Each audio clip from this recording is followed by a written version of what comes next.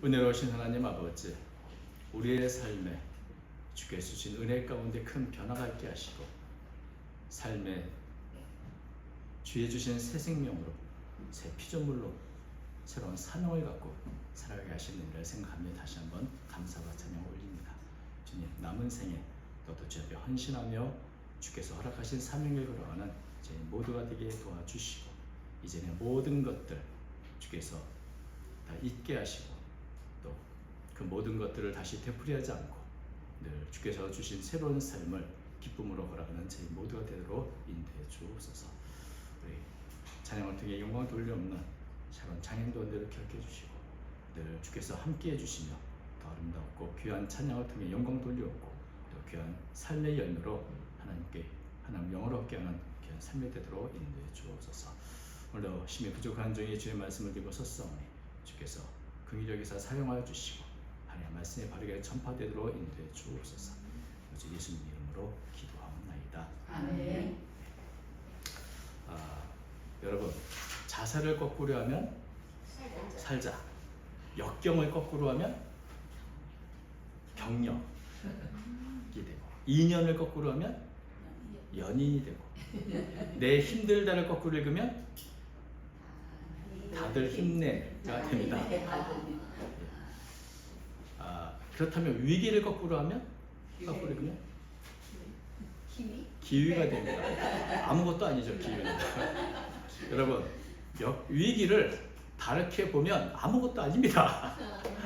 그러니까 이런 이제 유머를 제가 보면서 재밌게 여겼는데, 중국어에는 위기 속에 기회가 있다는 말이 있습니다. 우리나라 말로 위중유기, 위중요지, 위기 안에 기회가 있다. 왜 이런 말이 나왔냐면 위기할 때 기자하고 기회의 기자가 같은 자입니다. 그러니까 위기라고 말할 때 그 안에는 기회라는 자도 들어있다. 이런 면에서 위기 안에 기회가 있다는 의미로 많이 상대죠. 이 기자는 기회를 말하기도 하고 전환점을 말하기도 합니다. 그래서 위기를 다른 시각으로 보면 우리가 그렇게 염려하고 불안해하는 두려움의 존재가 아니고 아무것도 아닐 수도 있고 오히려 새로운 변화의 기회, 전환점이 될 수 있다. 이렇게 우리는 생각할 수 있습니다.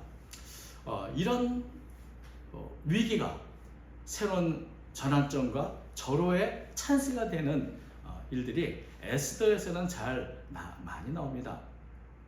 에스더서 전체는 사실 갈등과 위기로 가득 차 있죠. 처음 시작할 때부터 갈등이 시작됩니다.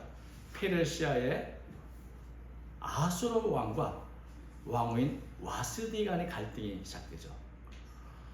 아주 화려하고 큰 잔치를 벌여서 자신의 위엄을 나타내고자 했던 아수르 왕이 자신의 왕후 와스디가 얼마나 아름다운가 이것을 또 백성과 신하에게 보이기 위해서 왕으로 하여금 잔치에 오라고 합니다. 그랬더니 와스디가 거절하죠. 그러니까 이런 거절의 말을 듣고 어떻게 할까요? 신하들이 말합니다. 이거 가만히 놔두면 안 됩니다. 그러면은 왕후가 저렇게 하면 가정들도 다 지금 남편을 다 우습게 볼 테니 이거 큰 조치를 취해야 됩니다. 그래서 결국 왕후를 폐위하고 다시 새로운 왕후를 뽑는 일이 일어납니다. 그러니까 갈등이 일어나고 결국은 왕이 일방적으로 승리해서 와스디가 폐위가 되죠. 그래서 그 덕분에 에스더는 기회를 얻습니다. 왕후가 될 기회. 그래서 왕후가 된 이제 에스더에게 모르드게 이 바로 사촌 오빠이면서 또 고아인 에스더를 키웠던 모르드게는 왕궁에 들어가면 유대인이라는 사실을 말하지 말라. 이렇게 감추라고 말하고 그래서 에스더라고 우리가 부르죠. 에스더는 페르시아식 이름이고요. 원래 유대인 이름은 하다사였습니다. 그래서 이제 자신의 유대인을 감추고 이제 왕궁에서 왕으로 살게 되는. 그런데 이런 이제 에스더 이야기 중에서 가장 큰 갈등이 나오는 것은 중심 갈등이 뭐냐면 페르시아의 제2인자 하만하고 에스더를 키웠던 모르드게 간의 갈등이 있습니다. 근데 이 갈등은 굉장히 뿌리가 깊은 갈등이에요. 왜냐하면 하만은 아하수의 왕이 굉장히 총명하고 모든 대신보다 높은 지위를 줬지만 사실은 그 조상은 아말렉 왕인 아각의 후손입니다. 그런데 모르드게는 사울 왕, 아말렉을 진멸하는 명령을 받았던 사울 왕의 후손이거든요. 베냐민 지파에. 그러니까 아하수의 왕은 하만을 아주 높이 지위를 주고 모든 신하들로 하여금 하만에게 무릎 꿇어 절하라고 말하지만 모르드게는 이 뿌리 깊은 이 갈등, 나는 하만에게 결코 절하지 않겠다 이렇게 하다가 하만이 이런 모르드게 보고 아주 극도로 분노하죠. 그래서 모르드게 하나 죽이는 걸로는 만족하지 못하고 제국에 있는 모든 모르드게 같은 이 유대인들 다 전멸시키겠다고 해서 왕으로부터 허락을 받습니다. 그리고 이제 유대인 전체를 학살한 날을 제비를 뽑아서 정하죠. 그리고 이제 하만은 의기양양하게 자신의 집에 모르드게를 이제 죽여서 높은 장대도 세우고 또 유대인 학살에 대한 이 조서는 이제 페르시아 전역으로 다 이렇게 퍼져나가는 일이 되는데 그 내용이 이렇습니다. 3장 13절에 나오는데요.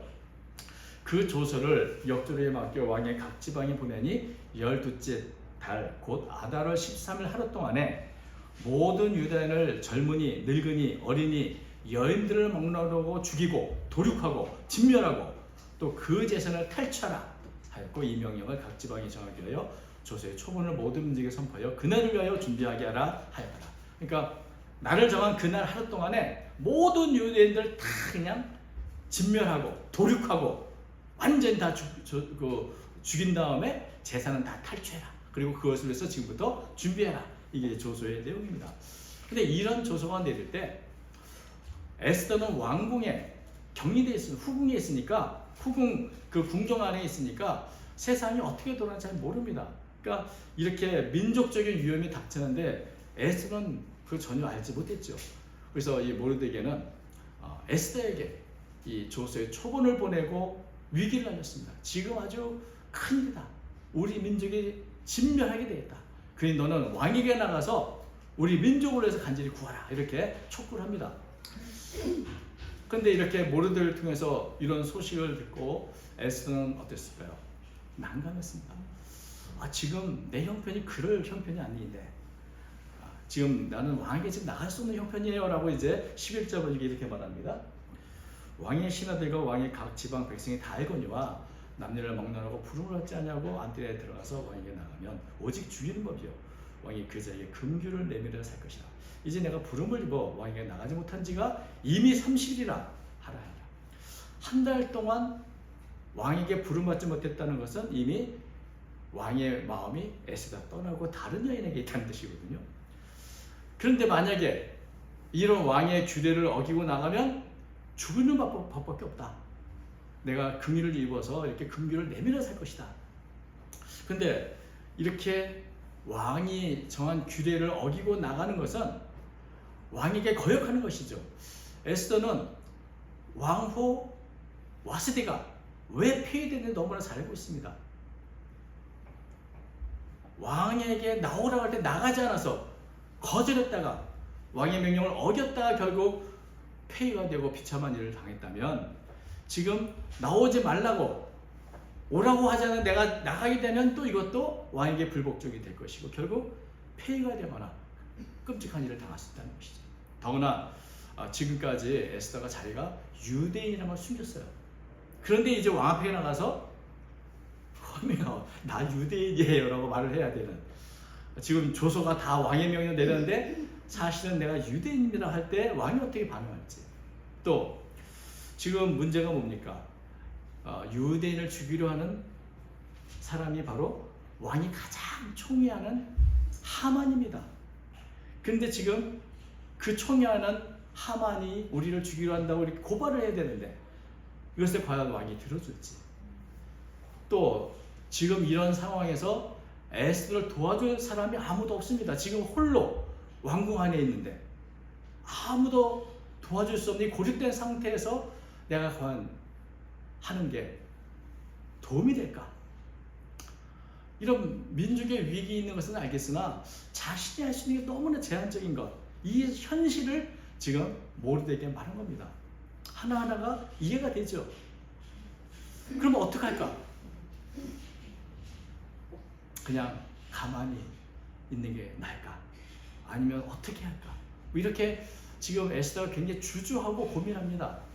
그런데 이런 대답을 듣고 모르드게가 뭐라고 말하죠? 13절 모르드게가 그를 시켜 에스더에게 회답하되 너는 왕궁에 있으니 모든 유다인 중에 홀로 목숨을 건지라 생각하지 말라. 지금 그렇게 가만히 있는다고 너 혼자 홀로 이런 위기를 면할 수 있는 것이 아니다. 왜냐하면 결국 에스더가 유대인이라는 사실은 언제든지 드러나게 될 것이고, 하만은 이 조서에 보면 모든 유대인, 그가 누구든 뭐 노인이든 어린이든 여인이든 다 찾아 죽여라고 이렇게 했으니 결국 하만은 궁정에 있는 사람들도 다 찾아서 너도 죽일 것이다. 그래서 지금 왕에게 나가는 게 힘들고 두렵다고 해서 가만히 있는다고 해서 결국 너만 홀로 살 수 있는 것은 아니라는 거죠. 그리고 혹시 자기 자신을 속이고 유대인이라는 것도 속이고 어떻게 외면해서 침묵해서 홀로 사모려고 한다면 어떨까? 홀로 살아남겠다라고 한다면 어떨까? 그렇다면 결국 하나님의 심판을 면할 수 없다.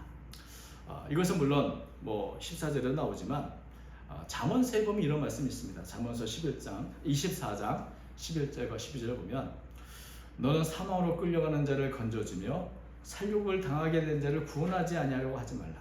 네가 말하기를 나는 그것을 알지 못하였노라 할지라도 마음을 저울 줄 아시니가 어찌 통찰하지 못하겠으며 내 영혼을 지키시니가 어찌 알지 못하겠느냐. 그가 각 사람의 행위대로 보응하시리라. 성경에 하나님의 뜻은 분명합니다. 선을 행할 능력이 있으면서 행하지 않는 것은 죄다.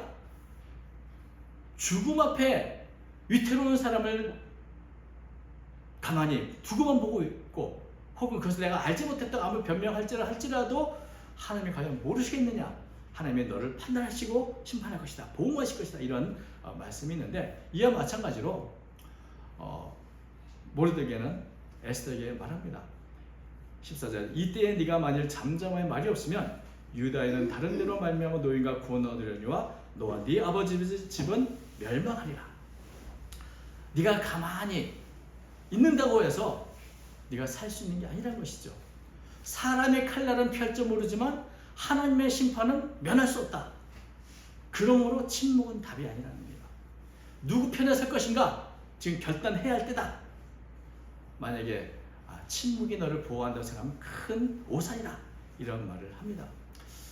그리고 말하기를 하나님께서는 반드시 그의 백성을 지킬 것이고 보호할 것인데, 만약에 네가 지금 침묵하고 있다면 하나님은 결국 다른 방법을 통해서 우리를 구원할 것이지만 너와 네 집은 멸망할 것이다. 너는 이 침묵의 대가를 반드시 치르게 될 것이다. 어떻게 보면 모르드게 굉장히 참 아주 단언을 하는데, 모르드게와 이 에스더는 사촌지간입니다. 더구나 이제 모르드게는 나이가 어린 이 사촌 여동생이 고아이기 때문에 이렇게 홀로 이곳에서 키웠죠.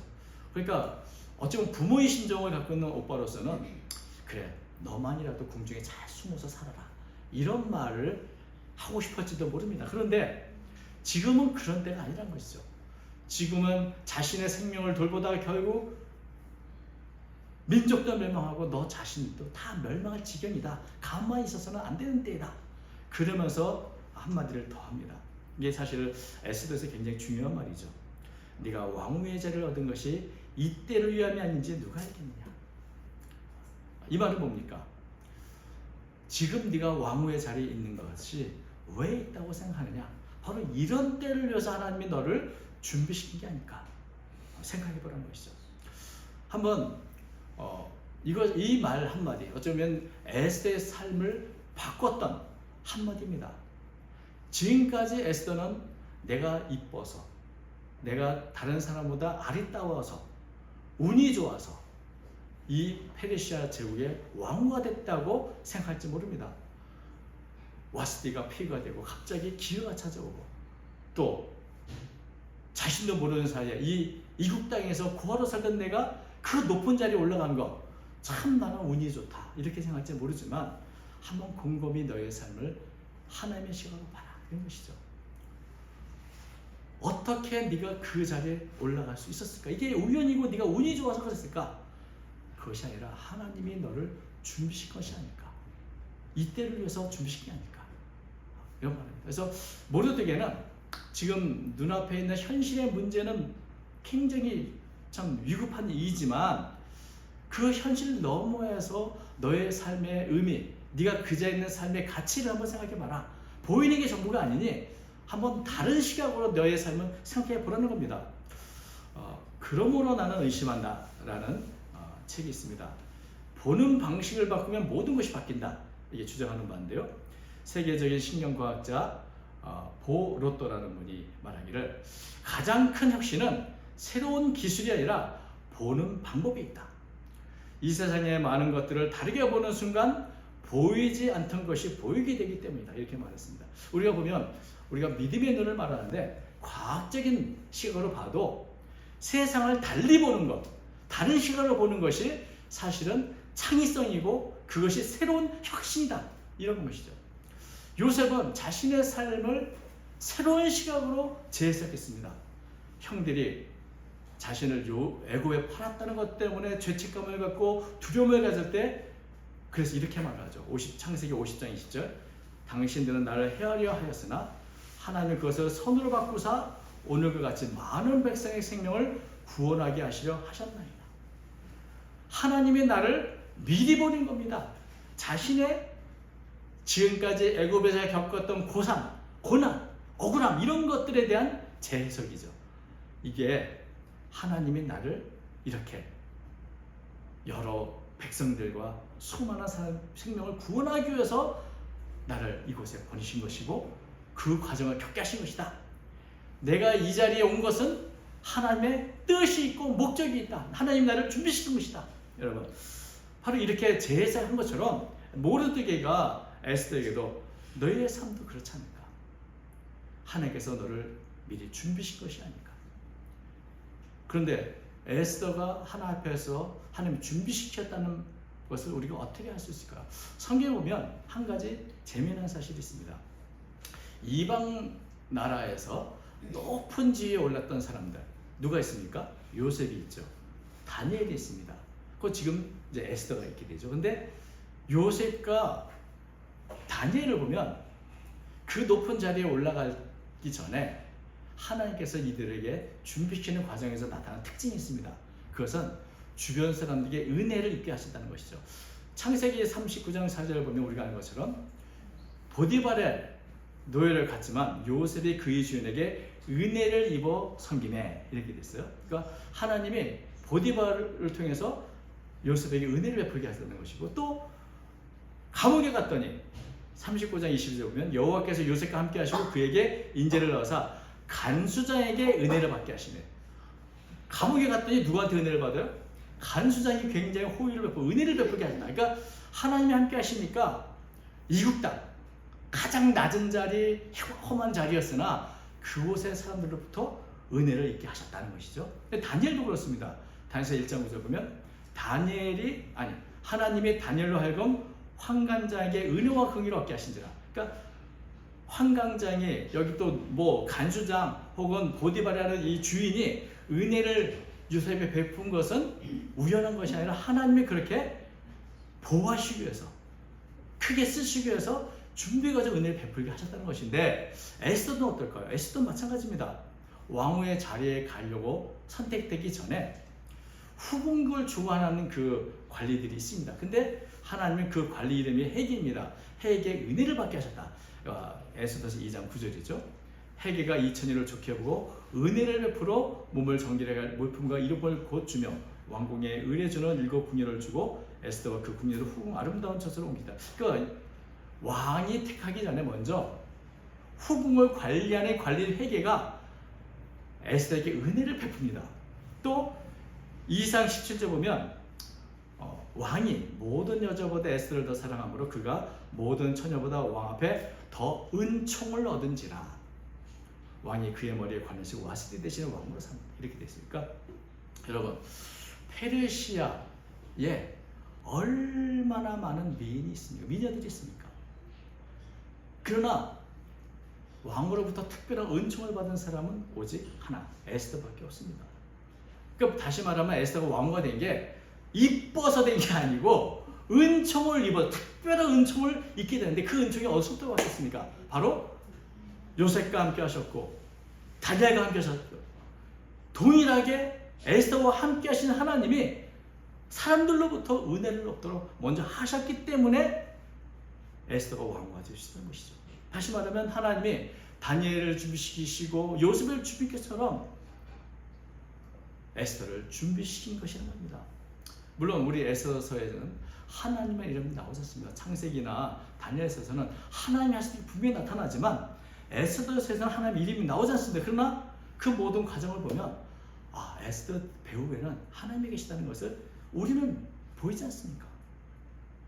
눈에 보이는 게 없기 때문에 우리는 하나님이 없는 것처럼 여기기가 쉽습니다만은 그래서 모든 게 다 우연의 산물로 보입니다. 에스더에 특별히 우연으로 일어난 사건들, 우연히 만나는 사람들 이렇게 진짜 많습니다만은 여러분 우리의 시각을 바꿔서 다시 한번 하나님의 시각으로 본다면 이것은 하나님이 특별히 개입한 사건들이 아닌 것이죠. 그래서 우리의 삶에도 보이는 게 전부가 아니고 내 삶 배후에서 일어난 일을 우리가 생각하면서 내 삶을 내가 갖고 있는 지금 현재 위기를 재해석할 필요가 있습니다. 해석이 중요하죠. 눈에 보이는 게 전부가 아니라 그걸 내가 어떻게 해석하는가 여기에 믿음이 있고 여기에 하나님의 뜻이 있는 겁니다. 눈에 보이는 현실 뒤에 또 다른 보이지 않는 현실이 있는 것 그것을 바라보는 것이 바로 믿음이고 또 다른 시각으로 우리의 위기를 우리의 삶을 바라보아서 올바른 해석을 할 수 있는 겁니다. 바로 이것을 에스더는 모두에게 그 한마디에서 깨닫게 된 겁니다.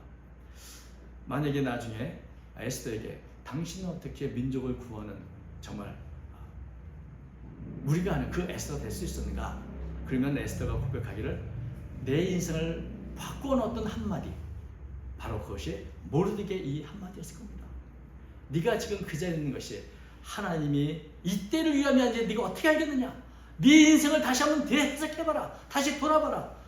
지금 네가 보는 현실만이 아니라 다른 시각 하나님의 시각으로 너 자신을 보라. 네가 왕후가 된 것이 이때를 위함이 아니겠는가? 그래서 에스더는 현재 자기가 봤던 현재 시각을 바라보는 시각을 바꾸게 됐습니다. 하나님 편에서 자신의 삶을 보았고 요셉처럼 자신의 삶을 재해석했습니다. 나 하나 호의호식하며 궁경에 사는 것이 아니라 하나님의 뜻, 이때 내가 왕후가 된 것이 바로 하나님이 미리 준비시킴이었구나. 그것을 아는 순간 두려운 마음이 편해서 사명으로, 담대함으로 바뀌게 됩니다. 그래서 에스더는 결단하죠. 16절 보면 이렇습니다. 당신은 가서 수산에 있는 유다인을 다 모으고 나를 위하여 금식하되 밤낮 3일을 먹지도 말고 마시도 마소서. 나도 나의 시녀와 더불어 이렇게 금식한 후에 귀족과 왕에게 나아가리니 죽으면 죽으리다. 지금 에스더가 해야 할 일은 자신의 능력을 넘어서는 일입니다. 아까도 말한 것처럼 여러 가지 문제들이 현실에 있는 게 사실입니다.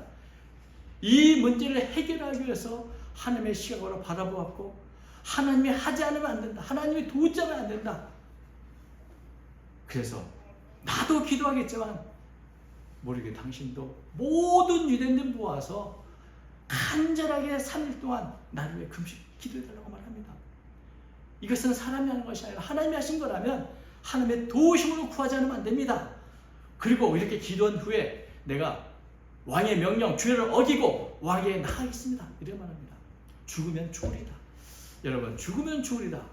물론 이것은 내 목숨도 다 하나님께 맡기고 이제 믿음으로 가겠다는 결단이면서 또 한편으로는 제가 이거 비슷한 표현을 그 예전에 선비들이 자기가 가장 가치 있는 것을 찾을 때 내가 여기서 죽어야겠구나라는 그런 결단할 때 이런 말 합니다. 내가 죽을 자리를 찾았다. 그것을 기쁨으로 왕에게 간언할 때도 자신의 목숨을 걸고 내가 왕 앞에 죽을 자를 찾았습니다. 여기서 내가 왕에게 충원을 드리고 죽겠다. 이런 고백을 하고 또 의병을 일으켜 나갈 때 내가 드디어 죽을 자를 찾았구나 하면서 나갔던 선비의 마음 같은 것이죠. 내 목숨을 걸 만한 것을 찾았다. 죽으면 죽으리다. 내 목숨보다 귀한 것, 그것을 위해서 난 나가겠다는 그런 믿음의 결단을 지금 에스더가 한 것입니다. 여러분, 우리에게 찾아온 두려움은 여러 가지 현실의 한계 있는 내 자신을 바라보고 의지할 때 일어납니다. 그러나 이 너머에 계신 하나님을 바라보고 또 다른 시각으로 나를 바라본다면 내 뒤에 계신 하나님을 볼 수 있습니다. 우리가 잘 아시는 것처럼 열왕기하 6장의 16절을 보면 아람 군대가 찾아왔을 때 엘리사 사원이 두려워합니다. 그랬더니 엘리사가 말하죠. 두려워 말라. 우리와 함께한 자가 그들과 함께한 자보다 많으니라. 그의 눈을 열어 보게 하소서 하고 했더니 청리의 눈을 열어보내 불모가 산에 가득하여 엘리사를 들었다. 이런 말씀이죠. 여러분, 우리가 두려워할 때, 위기가 닥쳤을 때 거꾸로 보십시오. 빗돌아 보십시오. 아래에서 보십시오. 다른 시각으로 보십시오. 믿음의 시각으로 보십시오. 지금이 어떤 때인가, 그것이 무엇인가를 제대로 알기 원한다면 우리는 다른 시각을 봐야 되고, 어떤 시각으로 보는가에 따라서 내가 보는 현실은 달라 보일 수 있습니다. 믿음의 눈으로 보이면, 하나님의 시각으로 보이면 그때 비로소 보이지 않던 것이 보이게 됩니다. 내가 통제할 수 있는 위기의 순간에 있어서 다른 시각을 바라보고 재해석하면 보이지 않던 것들이 보이기 시작하고, 그럴 때 새로운 길, 새로운 방법, 새로운 능력을 덧입게 되는 것입니다. 에스더가 하나님 앞에서 하나님의 백성과 내가 같이 죽겠다고 결단하는 그 순간, 그렇게 기도하며 나갈 때에 여러분, 그 이후의 이야기는 우리가 너무나 잘 알고 있습니다. 그렇게 의기양양했던 하만의 모든 계획이 다 무너졌고, 유대인들을 말살하는 그 날이 거꾸로 하만을 비롯한 하나님의 백성을 죽이는 그들이 멸절당하는 그런 날이 됐습니다. 위기가 새로운 역전의 기회가 된 것이죠. 이게 바로 우리가 잘 아시는 불임절입니다. 지금이 어떤 때인가? 우리가 매주 우리는 지금 이 시각이 어떤 때인가? 여러분, 이 때가 어떤 때인가 하는 것은 우리가 지금 어떤 시각으로 보는 거에 달려 있습니다. 하나님의 시각으로 바라본다면 매 순간이 은혜의 시간이고 찬양의 시간이죠. 나와 함께 하시는 하나님을 바라볼 때 우리 안에서는 찬양이 나옵니다. 내가 잘 찬양을 못하지만, 이와 같은 때엔 난 노래하네, 사랑을 노래하네, 주님께. 이와 같은 때엔 손 높이 드네, 손 높이 드네, 주님께. 여러분, 이와 같은 때, 우리가 앞에 현실을 보면 노래가 나오지 않을지 모르지만 내가 어떤 시각으로 바라보는가에 따라서 우리는 노래할 수 있고 찬양할 수 있는 겁니다. 아멘. 그리고 믿음의 결단 할 수 있는 것이죠. 두려움이 사라질 때, 하나님이 나와 함께 하시는 확신을 갖게 될 때, 미리 예비하시고 준비하신 하나님이 나와 함께 하신 내가 이 자리에 있다는 것을 알게 될 때, 우리는 더 이상 위기를 위기로 바라보지 않고 아무것도 아니다, 하나님이 함께 하시니 난 나가겠다는 결단을 하게 되고, 그럴 때 위기는 기회가 되는 것입니다.